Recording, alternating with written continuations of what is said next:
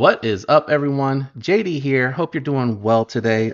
Going to be doing my full review of the Kansept Tuckamore. Let's get into it.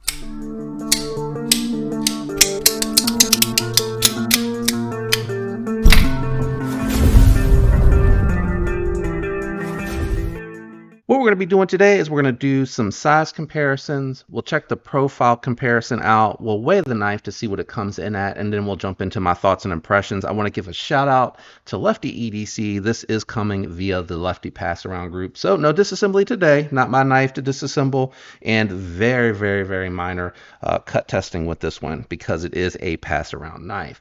All right, we got all of that out of the way. Let's go and jump into the size comparisons. Here it is against the Devo Knives Pony Stout and one of the premium budget knives in my inventory. That is going to be the Tedious. As you can see here, this is definitely more of a full-sized knife. Let me try to line those pivots up a little bit better.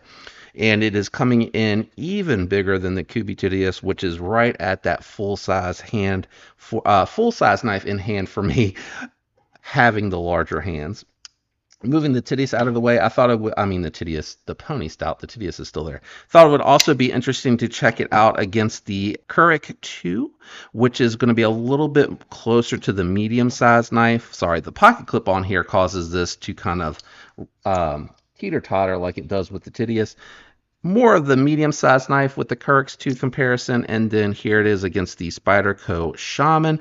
And I would say that the Shaman, lining them up by the pivot, pretty comparable in size. You know, there may be a small difference between the two, but it's not a huge difference. Let's check out the profile comparison against the Shaman, and we'll check it against the Tedious. This is pretty thin in hand. I like the thinness on it. It is...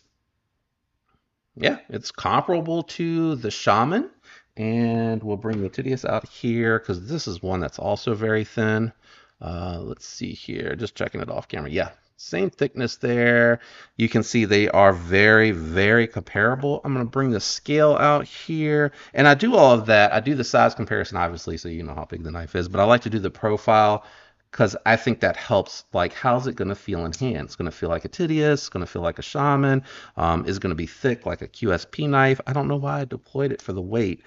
That's the reason that I like to do that anyway. Coming in at 3.7 ounces, really good for an all titanium knife that is full size in hand. Let's go ahead and jump into my thoughts and impressions on this. You have titanium that's really nicely milled all the way around. No real hot spots to talk about. You have this copper carbon fiber inlay here, which I think looks really nice. They did a good job on it. You got a really well done milled titanium pocket clip, very springy. It's a little blocky, so it's kind of bull-nosed going into the pocket. It'll kind of push the pocket down to a point, and then it'll start to finally lift up and overcome it. Nothing obnoxious, though. It's noticeable. It does have plenty of clearance, so it goes all the way deep in pocket. I like that a lot. The lockup is coming in at 40%, maybe even 50%, but I think it's more of that 40% range. Access to the lock bar is good, not great, not bad. Just good access. You can get in there fairly easily for the thumb and drop, or if you like to do the index finger and drop, it'll work that way as well. For my European lovers out there, really going to work for you as well. You're going to be able to kind of move it forward, and it has smooth, buttery action as well. Did he install skiffs on this, Kevin? Did you install skiffs and I missed it? I remember seeing this one. Damn, it's lit too. You can't really see in there too good. Man, you cannot see in there at all. It is super tight tolerances. Let's see if I can get a better angle with the lock bar out maybe a little bit. Jeez Louise, you cannot see anything in here, folks. I'm not sure. I'm going to assume their factory. It feels pretty good, so I'm not 100% sure. And then I just turned the light up instead of cutting it off. Let me see if I can tell. I think they're factory. Their skiffs feel a little bit more consistent on the drop, but he may not have disassembled. I don't know. He could have just done the overview with this one, but it does have really good action. I like the opening hole.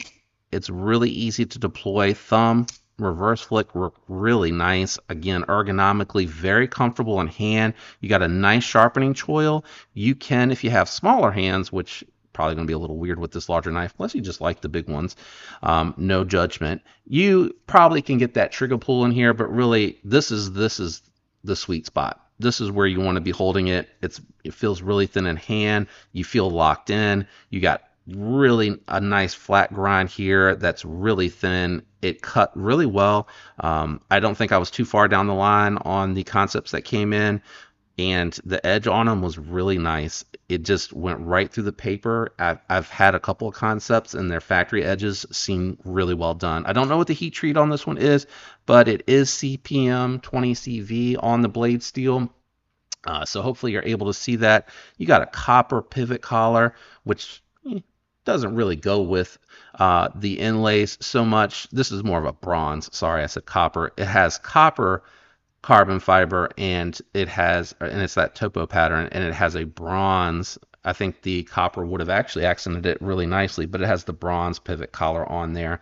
Nice swedge. I think this just, you know what it kind of reminds me of, and I don't have the version 2 prototype up here, but it kind of reminds me a little bit pony stout-esque out here on the edge. Very, very much like that, but the pony stout, the stout version 2.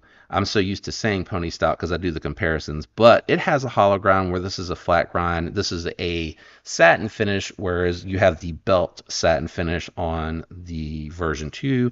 Devo stout, gotta stop saying pony stout.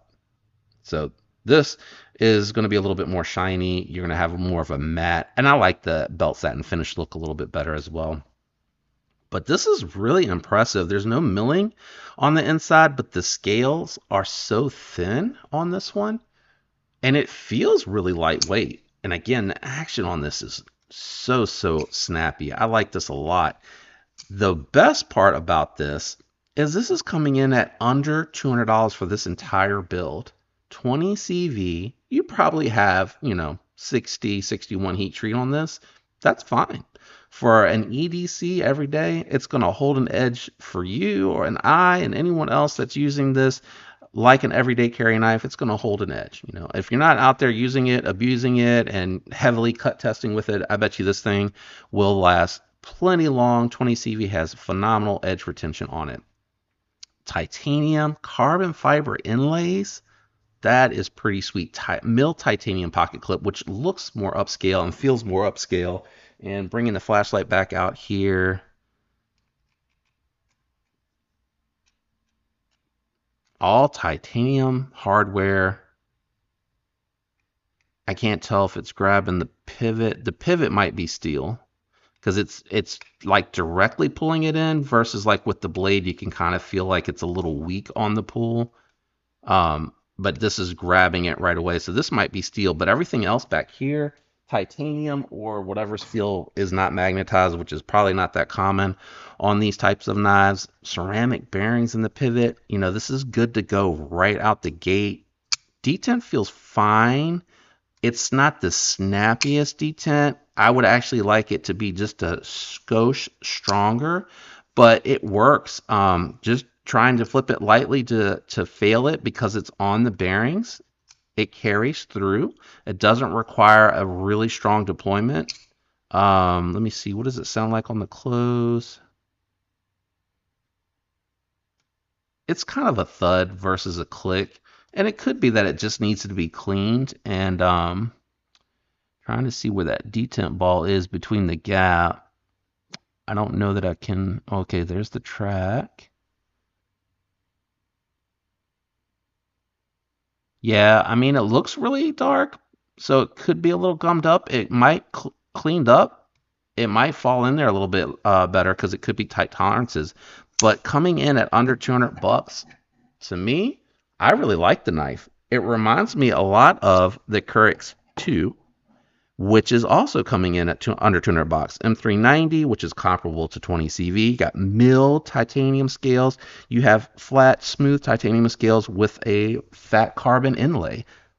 This, to me, is a really solid deal. It's a good-looking knife, in my opinion. I love the Utility blade shape. I love the opening hole only deployment method because it keeps the lines clean, open, and closed.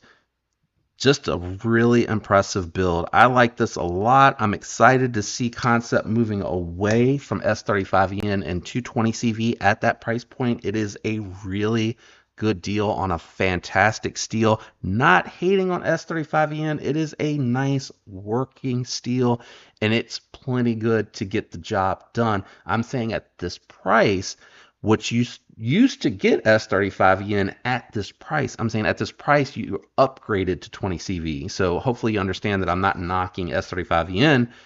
I'm saying 20 CV at the same price is an upgrade, especially if the heat treat is done right. And again, coming from Chinese manufacturing, I think a lot of their stuff is on the lower end of the range, sometimes a little bit under it.